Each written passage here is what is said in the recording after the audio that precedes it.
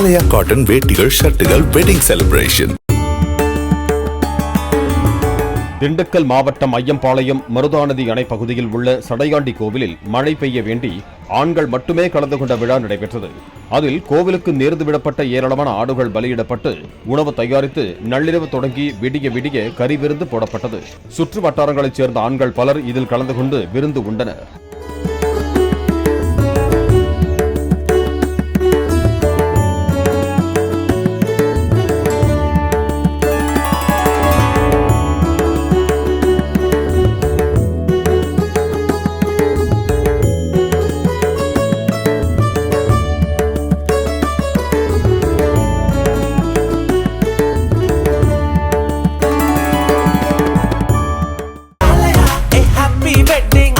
ஆலயா cotton வேட்டிகள் ஷர்ட்டுகள் wedding celebration.